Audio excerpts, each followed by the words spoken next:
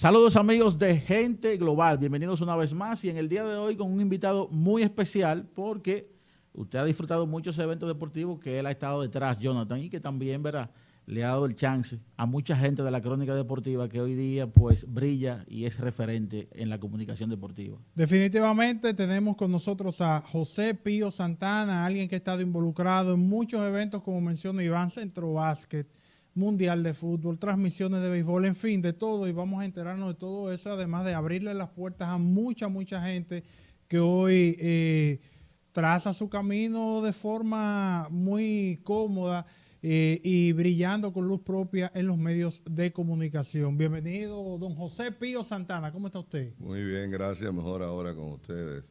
Gracias, Jonathan, gracias, Iván Joel. Para mí es un honor estar con los cibernautas. Gente Global. Mire, me gusta el nombre. Sí, es verdad. Está bonito. Usted sabe que nosotros todos tenemos el sufijo global, béisbol global, básquet global y ahora gente global, un concepto un poco más amplio. Y en ese sentido, usted en su accionar de más de 3 décadas, pues ha podido diversificarse en muchos aspectos. En ese sentido, ¿cómo es el primer contacto de José Pío Santana con los medios de comunicación? Estamos cerca de 40 años, estamos en los 40 años del primer contacto en los medios de comunicación. Tendríamos que remontarnos a 1982. Hasta esta oportunidad estamos hablando de 40 años, en el año 2022.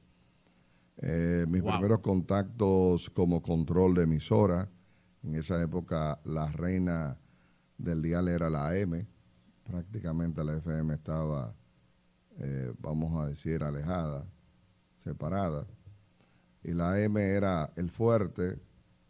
Me tocó controlarle a figuras políticas, de farándula, deportivas, y entonces me fui involucrando, ya tenía mi carné de la Comisión de Espectáculos Públicos, que eso era una condición sine qua non en esa oportunidad para poder hablar en un micrófono y saberlo usar, no como la locura que lamentablemente se da hoy en día, el desastre que no hay manera, ya eso nadie lo arregla. Pero nada, esa es la situación. Ya luego me voy involucrando con lo que es la parte del deporte y sus transmisiones. Fui voz comercial, estuve involucrado en programas antes, después de los Juegos, innové con transmisiones en la costa del Pacífico en la oportunidad que aquí apenas se llegaba a conocer los resultados de los Juegos hasta las 10 de la noche. Logré una cadena súper exitosa que yo la llamé la cadena diferente y la gente le puso la cadena que no duerme. Era ¿Quiénes estuvieron ahí? El cintillo de los pobres. Oye, me gusta ese está bien. Pobre, porque en esa oportunidad las cadenas que transmitían o que se conseguía por parábola, porque muchas de esas no había en muchos lugares cable ni nada por el estilo, entonces te iban poniendo los resultados en la parte inferior de la pantalla y tú se lo ibas transmitiendo a las personas. Estamos hablando de una época donde no había los famosos celulares inteligentes, donde no era mano pelada, donde la gente se lanzaba, donde la gente empeñaba el tanque de gas para hacer una jugada y cocinar después. Ay, papá. Pero entonces, en las cadenas de transmisiones, ¿qué figuras estaban ahí? Ahí inició, yo cuando me ideé el asunto, yo tengo que traer 2 locos aquí. Ajá. 2 locos. Y cuando digo locos, en el buen sentido de la palabra. O sea, gente que transmite para gente que no lo permita dormir. Que no permita dormir. Estamos hablando de que la gente, literalmente, a las 9, 10 de la noche estaba buscando ya la vacinilla para ponerla debajo de la cama. No, ¿verdad? Y dormirse, sí, eso era así. ¿La televisión hasta qué hora era? Ya 11, terminaban 11, 12, depende del canal. Entonces, yo junté a Franklin Mirabal, que era mi comentarista, y a Carlos Almanzar, que era mi narrador. Wow.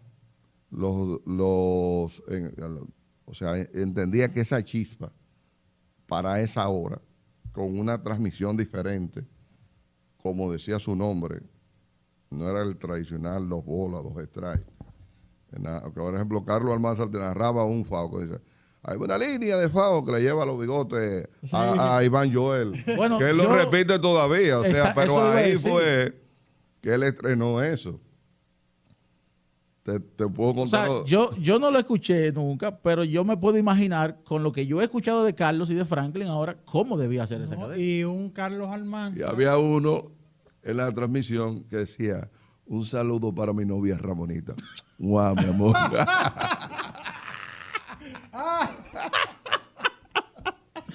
Oye, pero eso es innovador. Y eso pasaba 30 veces en un juego. Para los que se quejan de los saludos ahora. Pío, pero volviendo un poquito al inicio, luego vamos a caer más en el detalle de esa transmisión y esa cadena. Su primer proyecto que usted dice, ok, ya yo tengo lo suficiente para poder emprender un proyecto vinculado a los medios de comunicación.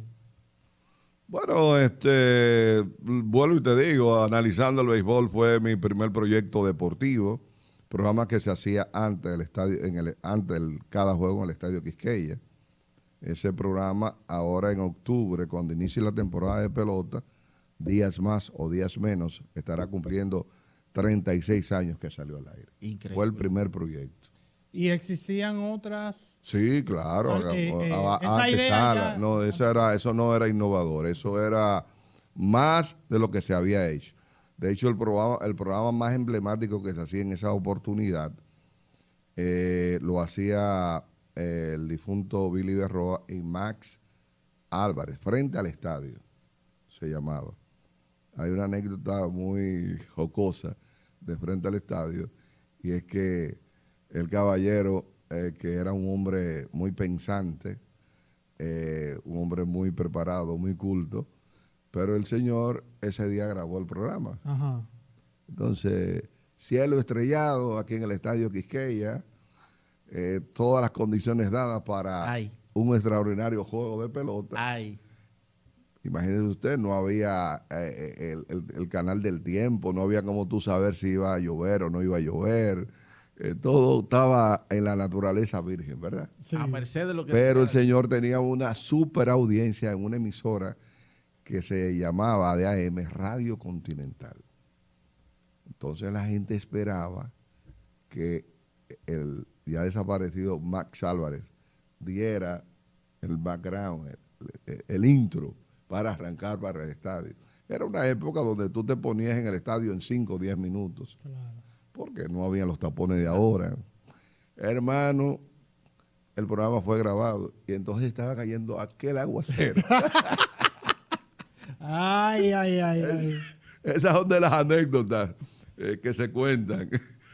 Bastante, todavía los más longevos en la profesión le provoca risa el tema. Esto fue el primer proyecto. Al inicio, cuando introducíamos a nuestro invitado, para los amigos que están con nosotros, decíamos que Pío Santana ha estado detrás de muchos proyectos que usted ha disfrutado. Ya a nivel de comercialización, metiéndonos en ese mundo, Pío, ¿cuál fue entonces el primer proyecto que Pío dijo, me voy a meter aquí? Porque creo que puedo hacerlo y creo que este evento ya me puede comenzar a facturar. Sí, mira, voy a hacer una especie de radiografía de lo que ha sido Pío Deportes y la comercialización. Luego de analizando el béisbol 2 años después, o 2 temporadas después, apareció La Última Jugada, que tampoco era innovador, pero sí llegó a tener una extraordinaria audiencia. Porque nosotros nos metíamos en los camerinos, lo hacíamos en los camerinos, entrevistando los peloteros, los dirigentes y todo el inside. Eso era posterior a los partidos. Posterior al juego. También tuvo una audiencia, de hecho, el que iba al estadio regularmente se iba con el radio puesto, perdiera o ganara, para escuchar La Última Jugada. Yo me imagino esos shows con todos esos peloteros ahí. Sí. No, y algunos señores bien dotados. Cruzándole a uno cerca. Uno, cuidado. Espérate, no te me pegues mucho. Con unos ejemplares. Porque esos caballeros, Sí. ellos son exhibicionistas. Claro, claro. Y No usan toalla. ellos no usan, ellos se van para ellos están en su local, se quitan su asunto y arrancan con su toalla para la ducha, ya usted sabe. La toalla en el hombro. Muchas anécdotas de eso. Lo mismo hicimos prebásquet en el Palacio de los Deportes y después del canasto y canasto final en el Palacio de los Deportes con el mismo formato, antes en el tabloncillo, después en los camerinos. También hay un señor ahí que vive en Brasil, una de las grandes estrellas del baloncesto criollo que tú no te le podías acercar. Ay, papá. Ay, cuidado. Él que intimidaba en el palacio con el uniforme de los Minas. Y el papá de un NBA por igual. Ay, ay, ay, ay. Y parece que el hijo lo copió. Y nada, por ahí vamos con esos programas. Vinieron las transmisiones de la época de oro del baloncesto del Distrito Nacional, donde gracias a Dios a mí me tocó ser una de las voces comerciales. Cuando habían 6 equipos, 6 transmisiones, yo llegué a tener 4 o 5 transmisiones. En ese momento cada equipo tenía... Ya yo me había involucrado por la necesidad en el tema de las ventas. Cuando digo la necesidad de rendir los cheles, ¿verdad? El pluripicoteo. El pluripicoteo. Yo tenía marcas que a través de mí llegaban a cada uno de los equipos de baloncesto, igual que a los equipos de béisbol. Todavía sigue siendo así en los equipos del béisbol de invierno. Vienen compras de derechos a FIBA América, para Centro Básquet, para lo que eran los preolímpicos, los premundiales. Recuerden que que hasta hace poco el único mundial que participó República Dominicana fue en 1978 en el de Manila, que era una clasificación directa de un centro básquet directa, no como ahora todo el proceso que conlleva eso. Y las transmisiones del béisbol de las grandes ligas, ya le he hablado de la cadena que no duerme, la cadena diferente, que empezaba a 10 de la noche hasta 1, 2, 3, recuerdo también eso era un tema, conseguir donde tú transmitir. Nosotros éramos unos nómadas. Probablemente hoy transmitíamos este estudio, pero mañana no teníamos donde transmitir. Y teníamos que depender de que alguien nos permitiera estar dentro de su local ya cerrado para poder ubicar el famoso plato, la parabólica grandota, para conseguir la señal por ahí. Era toda una maniobra en ese momento. Toda una maniobra. Teléfono. Y nosotros llegamos a transmitir desnudo sin camisa. Por el calor. Por el calor, en unos pasillos por la 30 de marzo, sin aire ni nada. Eso se recuerda muy bien Carlos Almanzar, el mismo Franklin.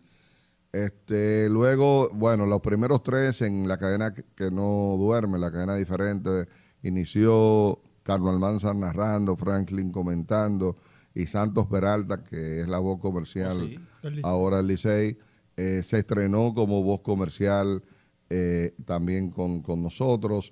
Se incorporó días después Alfonso Muñoz Cordero. Ponchi. Era como una especie de backup, porque nosotros transmitíamos a todo esto, era todos los días.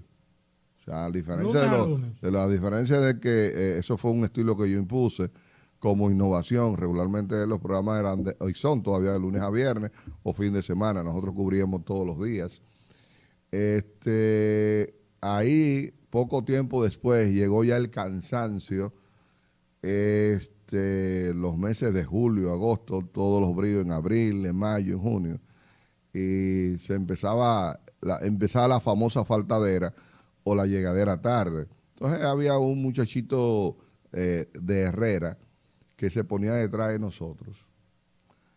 Y él aprendió mirando cómo se buscaba la parábola por Morelos, unos canales unos satélites mexicanos, y por ahí era que se encontraban mucho los juegos de los Dodgers, los juegos de los Padres, Oakland, Seattle, Anaheim, que era Angelinos de California en esa oportunidad, eran los equipos de la costa del Pacífico. Y ese que se paraba atrás, ese chiquito, él aprendió la menéutica, aprendió cómo conectar desde una línea telefónica, un teléfono literal, a una consolita, llamar a la emisora para que el control que tuviera ya te pudiera sacar al aire. Y él, pobremente en el momento, aprendió a narrar, a comentar y a leer los comerciales y a sacar la transmisión al aire. Ese muchacho vive ahora en Orlando, en Kissimmee, exactamente, y es uno de los más ponderados ahora mismo en ESPN, se llama Enrique Rojas. Wow. ¿Comenzó Enriquito entonces? Empezó por ahí. Con razón está en ESPN. ¿Cómo llegó Enriquito a la transmisión? Usted menciona que él se ponía detrás, pero lo llevó a alguien. Mira, Elvis llegó de la mano de Franklin Mirabal. La historia es que Franklin trae a Enriquito, lo saca de Herrera, y Enrique trae a Rafael Díaz. Okay. Esa es como la continuidad, trayéndolo de Herrera. Y Rafaelito a su vez trajo a otro que vive en España ahora, que no hizo tanto tiempo de crónica, pero lo estoy visualizando, pero no recuerdo El nombre. O sea, eso fue la dinámica que como que ellos hicieron ¿Y Carlos en Escalera. Almanzar cómo llegó? No, Carlos, bueno, la historia mía, yo era empleado de Reintel, terminé de criarme ahí en el Ensanche de la Paz, en la feria, y en mis pininos, siendo estudiante de locución, yo llegaba ahí a Reintel, que queda en la feria todavía, frente a la Lotería Nacional, y ahí yo entraba a una cabinita de radio, de H&N Radio, 1220 AM, me ponía detrás, y ahí vino el tema de que me fueron dando chance, siéntate ahí, no abre el micrófono, no hable. Hay un locutor que vive en Estados Unidos, se llama Frank Reyes, que en esa época era más famoso que el Frank Reyes, el bachatero. El bachatero, que le agradezco esa primera oportunidad de sentarte por lo menos detrás de una consola, igual que a Chuchu Vargas, que era gerente de mercadeo y promoción de Compañía Anónima Tabacalera en ese momento, Cigarrillo Montecarlo, valga la cuña, que tenía un programa que se llamaba Deportiva de Hoy, que yo le controlaba, y también ya después me adherí a él, pero no era un programa producido por Pío Deportes, estamos hablando de 1982. Y yo conozco a Carlos Almanzar en Reintel. Carlos Almanzar colaboraba y trabajaba ahí en Reintel con un periodista deportivo de mucha calidad, murió joven, Johnny Méndez Gómez. Entonces ya yo conocía de Carlos ahí, conocí a Franklin más o menos por la misma vía, y por eso se me ocurrió que juntarlo a ellos. Oye, podían machar. La gente no hay forma que se duerma. Eso fue una bomba molotov.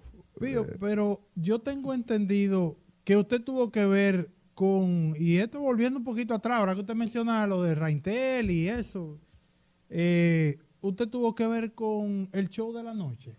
Claro. Hay cosas que yo he hecho que eso era un toque de queda. En estos días. Eso fue revolucionario. En estos días, Fran Camilo me entrevistaba en la mañana y yo me hizo una anécdota de una maestría de ceremonia que yo estaba haciendo. Y yo la verdad dije, cada vez que voy a una entrevista o en la calle, alguien me recuerda algo que yo de verdad como que no está en mi disco duro. El tiempo va pasando. Son muchas cosas y son 40 años. Y yo he hecho, porque yo hice muchas maestrías de ceremonia también. Entonces, en el caso del show de la noche, yo ya me había destacado. Es un tema de que si tú te vas a las necesidades y lo para atrás, entonces, Ilvana, ¿por qué tú llegas a cada cosa? O sea, claro. Dios te va poniendo cosas ahí y como apretándote, pero no ahorcándote. O sea, mira la vara de pecar, empieza a pecar. Dale para allá.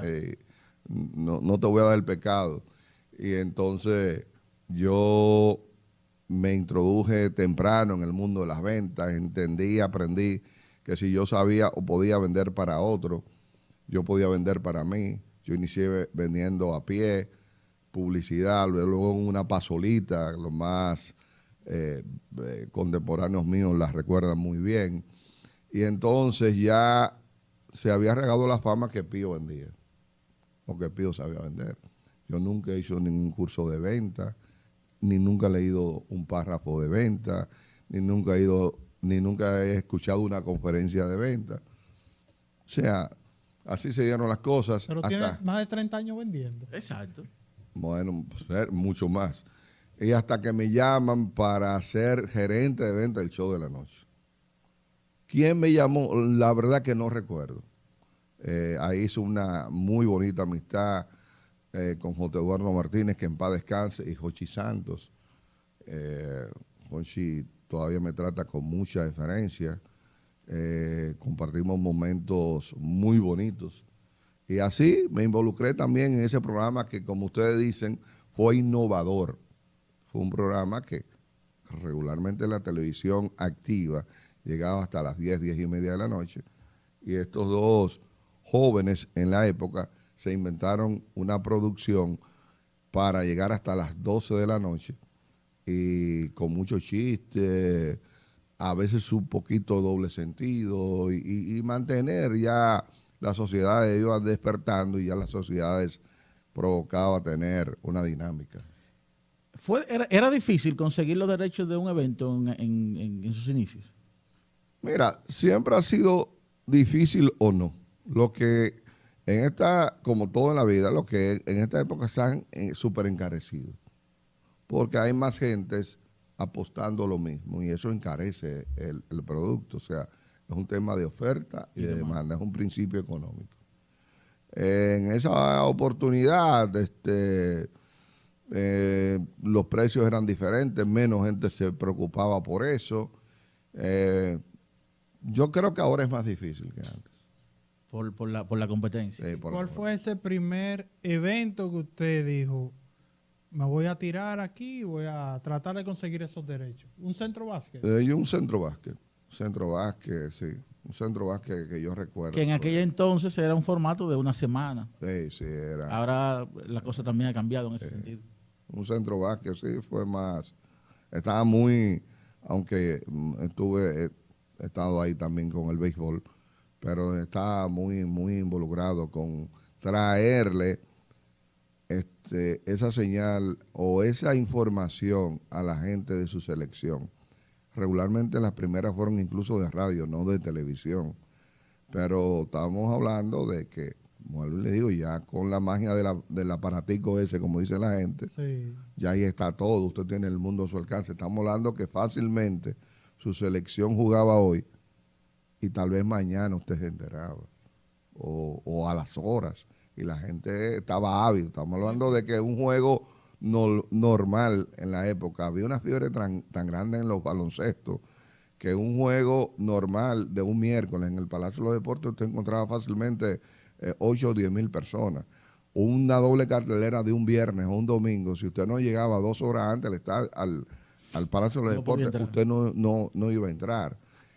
Lo mismo sucedía en Santiago, en el torneo superior de la Romana, de San Pedro de Macorís, de Barahona, para mencionar los más emblemáticos. En esa época el Puerto Plata no tenía techado. Y lo cierto es, Centro Básquet en 1995, las personas rompieron las puertas de cristal del Palacio. Ese juego contra Cuba, eso fue una cosa. Y de hecho, las personas de FIBA pararon el juego en más de una oportunidad porque realmente las personas estaban sentadas en el tabloncillo con los pies sobre la raya. Wow.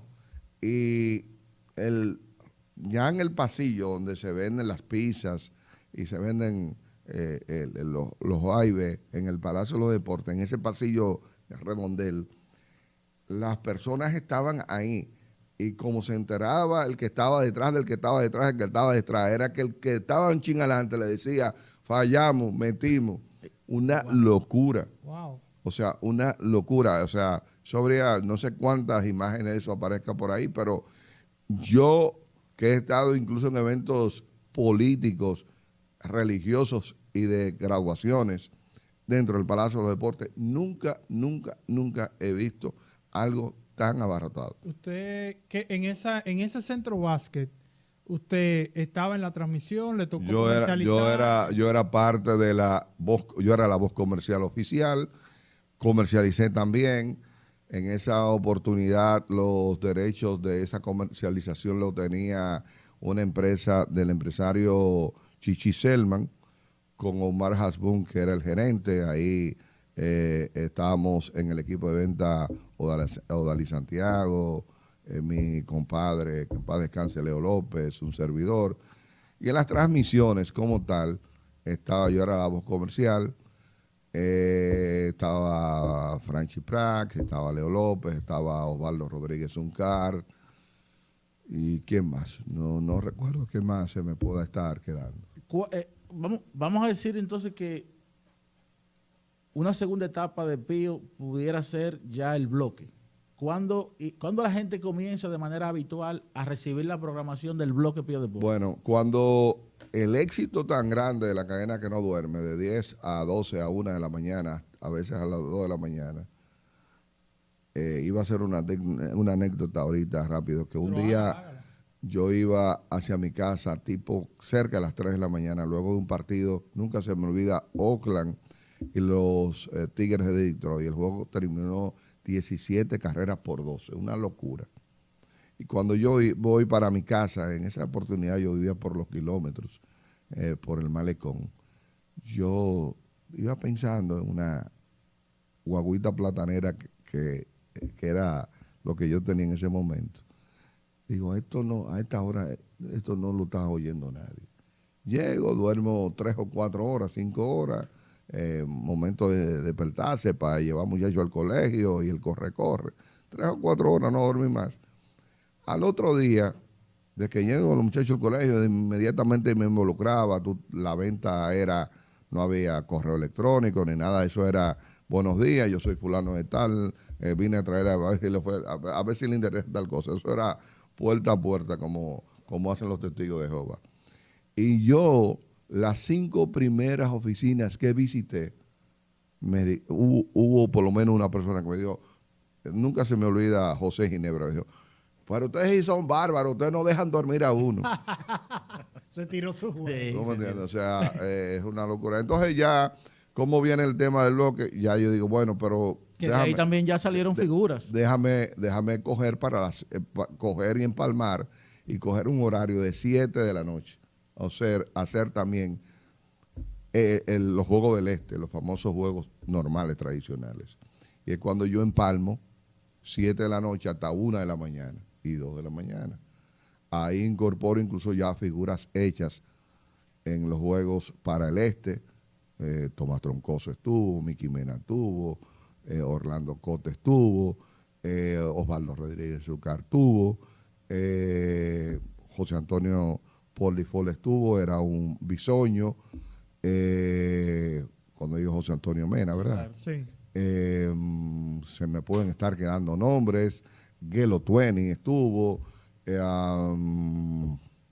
Wow, hay una persona que fue incluso... Una fila larga. Sí, entonces se me pueden... Lo malo de mencionar los nombres... Sí, que puede quedarse uno que otro. Se te puede quedar uno que otro. O sea, cuando digo esos nombres se incorporaron para la parte del este, porque ya la otra parte del oeste seguía con una dinámica de estridente, de chispa. Tuvo Rafael Díaz, una de las voces comerciales, para mí una de las mejores voces que ha tenido República Dominicana, que es Gustavo Olivo. Y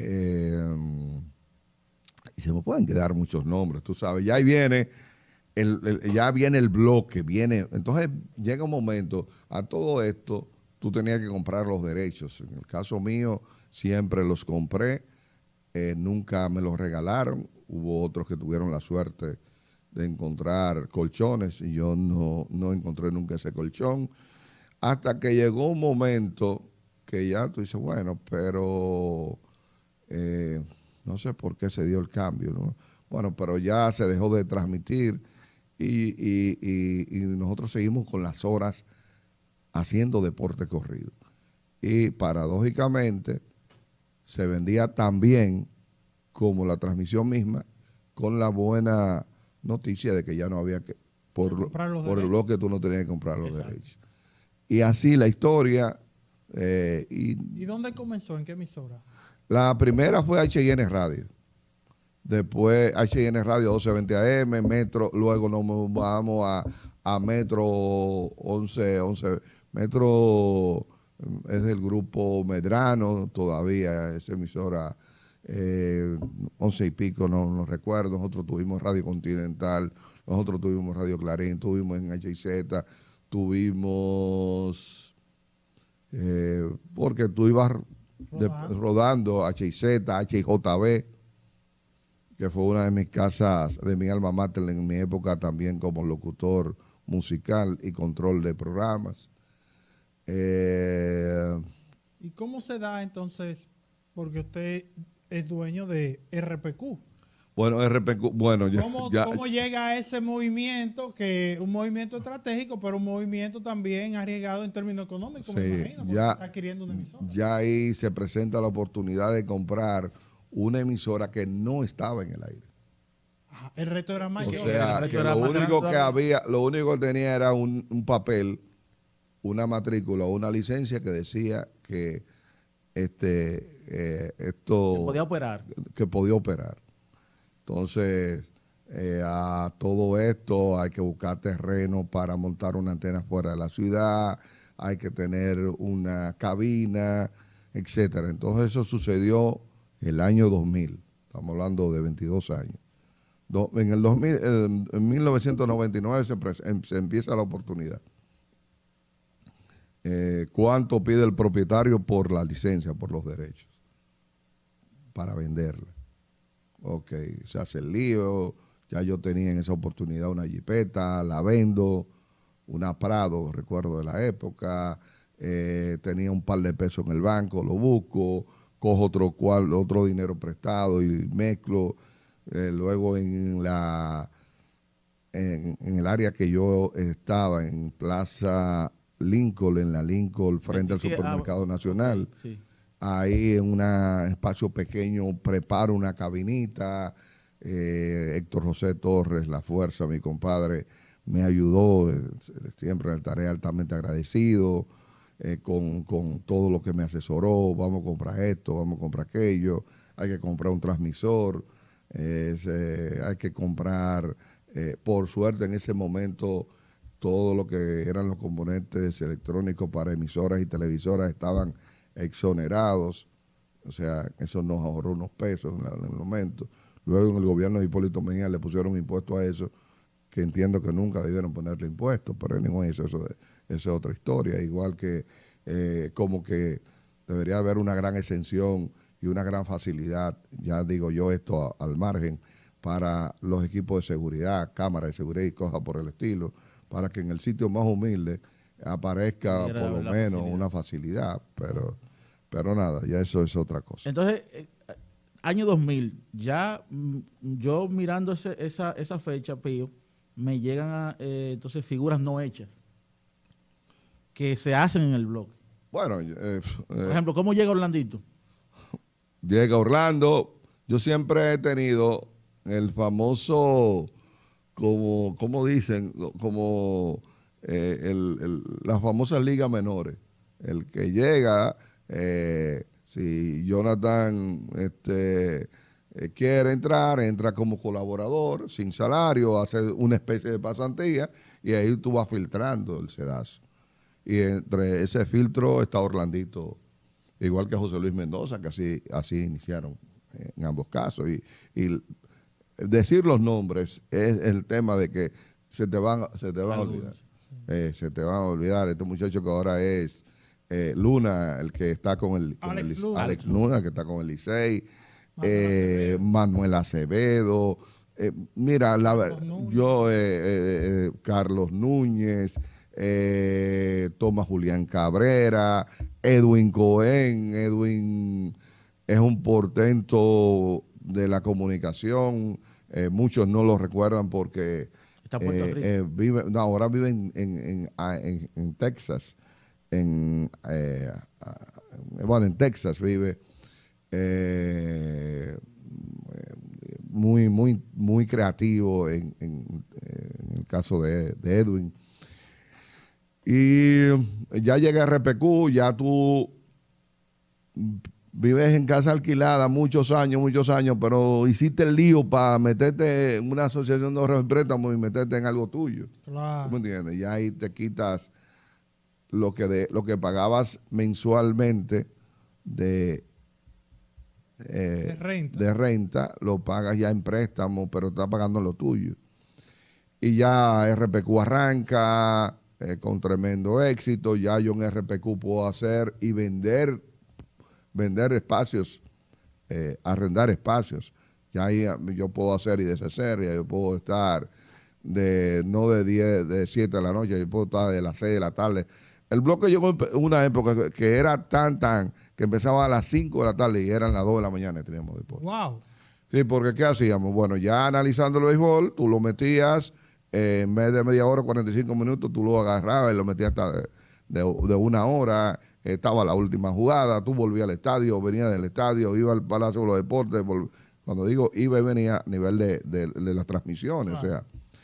Y así las cosas, o sea, gracias a Dios hemos caminado, Y de esas figuras que han salido, esta es una pregunta tal vez difícil y hasta comprometedora, pero de esas figuras que han salido, cuando usted lo ve ahora en otro ambiente, tú dices, ese éxito que está teniendo fulano de tal, yo me siento muy satisfecho con lo que él ha logrado. Mira, yo entiendo que quizás un autodidacta no dé los créditos, pero al final el talento se impone.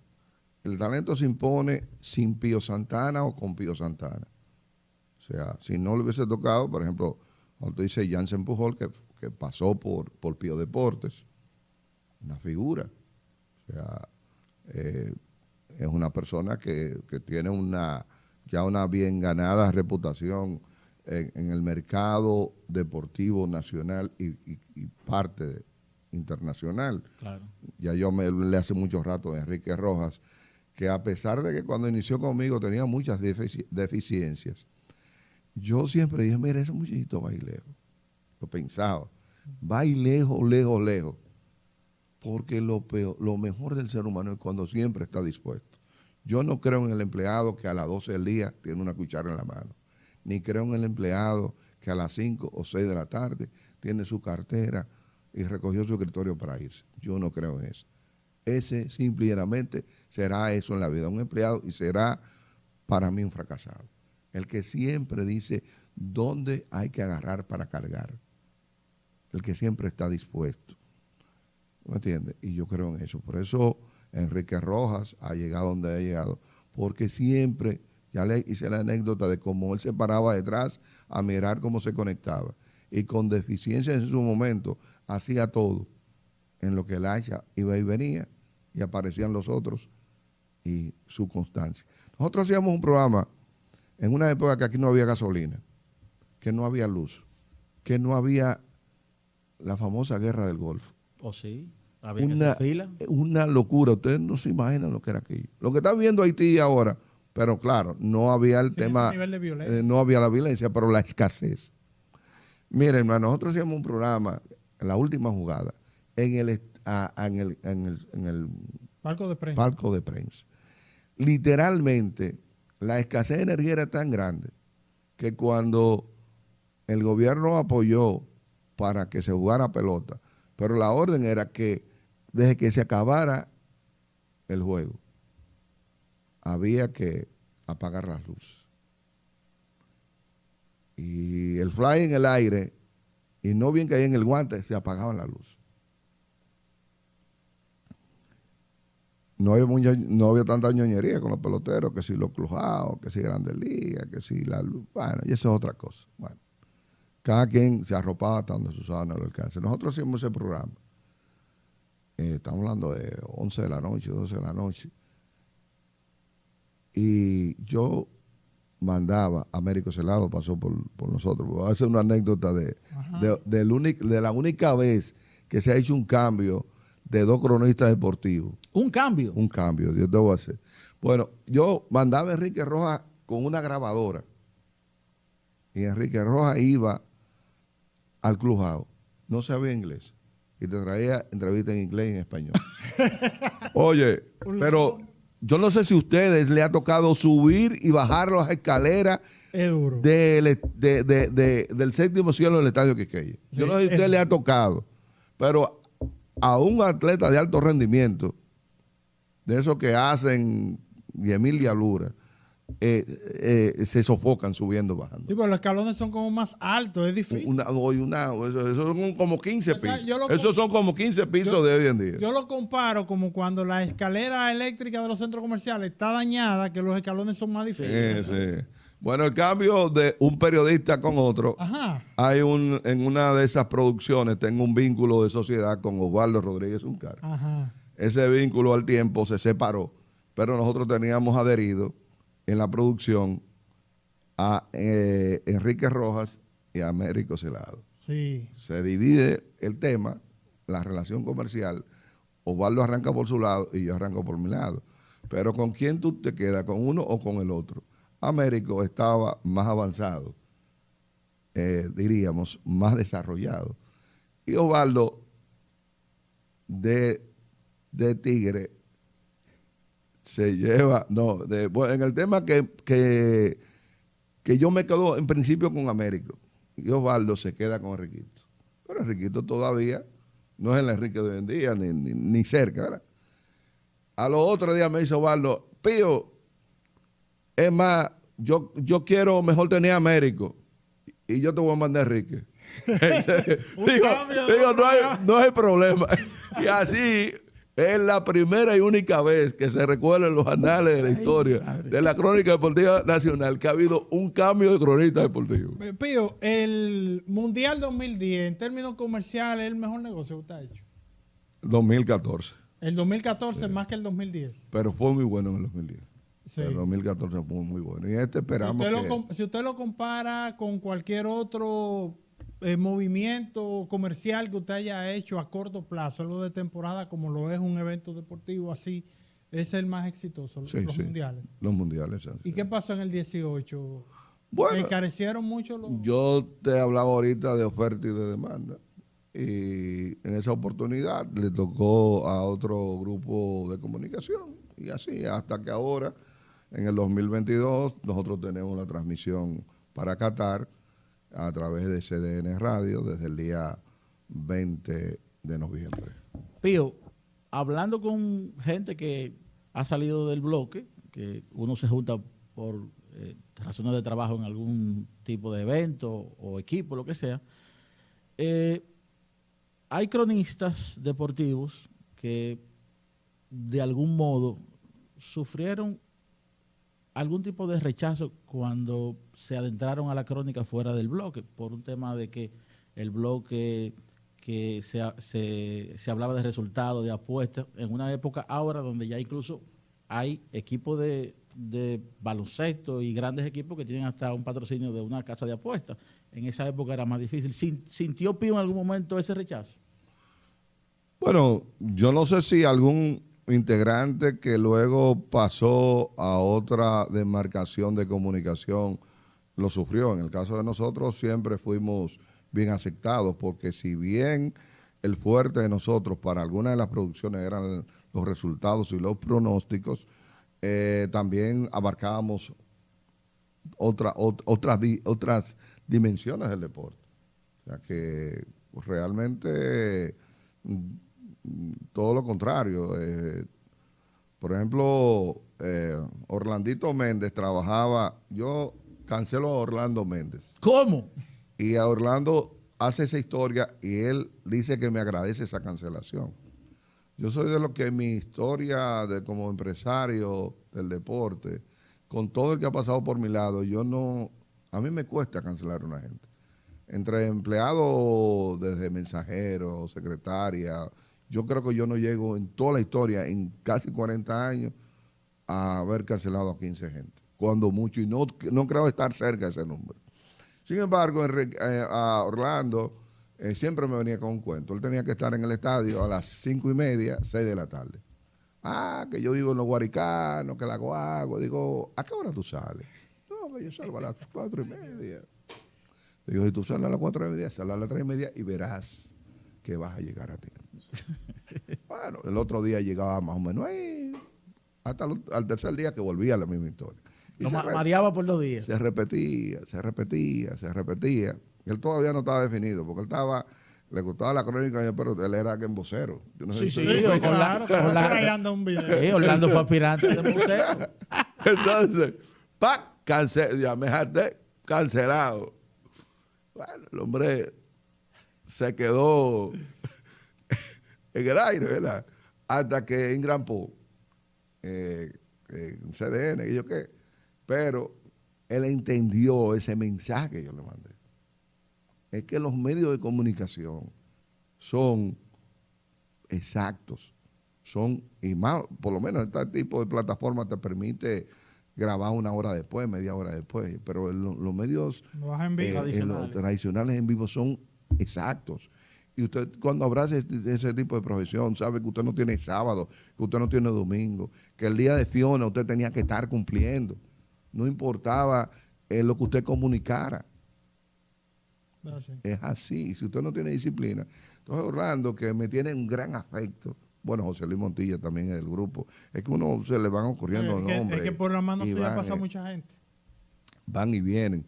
Entonces, y se me van a acordar. Ahorita empiezo, se me van, me vienen y ya tú sabes. Corporán. Juan Ramón Corporán. Juan Ramón. ¿Tú sabes quién trabajó conmigo? En estos días me lo recordó hasta Pechera Guillén. Wow. Carolina Gómez, sí. Hasta Pechera Guillén en una producción de antes de los juegos. Tuvo una sociedad en un momento con programas antes y después del baloncesto, con una de las personas más preparadas que tiene República Dominicana, que es Leandro de la Cruz. Tipo muy pensante. Y historias que van y que vienen. La verdad que estos tipos de bromas son buenos porque hacen que uno ejercite la mente. Mire, finalmente, Pío, usted ha sido presidente de la ACD. ¿Nos puede describir su paso por la institución de la Asociación de Cronistas Deportivos de Santo Domingo? Mira, brevemente, yo solo hice 2 años en la ACD. Y cuando me dijeron, Pío, digo, no, es que yo tengo muchas obligaciones. Ahora, cuando yo abrazo algo, lo abrazo de verdad. Yo no hablo por otros, porque creo que muchos en su momento han hecho cosas y han aportado lo suyo. Pero nosotros tuvimos grandes premiaciones, grandes producciones en hoteles. Nosotros en el momento, si yo te digo que el nombre de la Asociación de Cronistas Deportivos, no culpo a nadie, no estaba registrado en ONAPI. Y esos son descubrimientos. Si te digo que los terrenos de la ACD en Jainamosa, nosotros los pusimos literalmente en orden, porque no estaban en orden. También provocamos preparaciones, entrenamientos y cosas, tú sabes, dentro del marco de lo posible. De lo posible, claro. Dentro del marco de lo posible. Ahora, como tú decías en el intro, soy miembro de los 13 miembros del Comité Permanente del Pabellón de la Fama, que tiene la potestad de inmortalizar la nueva clase cada año. Ahí trabajamos de una manera muy cristalina, más de lo que la gente se imagina. A veces, Paco, uno no puede estar en cada caso respondiendo cosas, pero lo más fácil es criticar y no hacer. Nosotros nos apegamos mucho por unos métodos a la superioridad, el grado sumo, La excelencia. a la excelencia, esa es la palabra, la estaba buscando. y nada, por ahí vamos. O sea, son 13 miembros que reitero, gente que tiene una carrera profesional con mucho brillo, sin talladuras morales, gente que hace muchos años peinan canas, damas con mucha prestancia como es Magnolia Concepción y Niulka Herrera. Son dos de los 13 miembros que componemos. Hay ingenieros, son médicos, juez, hay un juez de la Suprema Corte de Justicia. ¿Qué le digo? O sea, los debates son intensos, Yo me imagino. duros, rabiosos. Estamos hablando de un trabajo de 12 meses al año para en noviembre exaltar, llevar a la inmortalidad deportiva. ¿Que por ahí viene? Pío, ¿baloncesto o béisbol? Uno de los dos deportes. ¿Por cuál usted se decanta? Mira, Usted la mete de 3, de que... anoche, En la Liga de Cronistas. anoche estaba yo jugando en el Club Mauricio Báez. el hombre de baloncesto. Yo dejo de ganar pesos. Para mí tiene que ser algo muy, muy, muy grande para yo dejar de ir los miércoles en la noche a jugar mi baloncesto o los domingos a las 8 de la mañana. Es así. Yo me bebo un trago social los viernes y puedo acostarme tarde para el sábado. Ahora, ya del sábado para el domingo, la noche del sábado, tú me ves en cama ya Temprano para... 9:30, 10 de la noche para mi basquetbol los domingos. Bueno, pues mira, Ahora soy escogidista a rabiar, Ay, sufrido, sufrido. aquí en el estudio son escogidistas también. O sea, pero una locura que a mí no me ha podido quitar eso. O sea, eso lo heredé yo de mi difunto padre.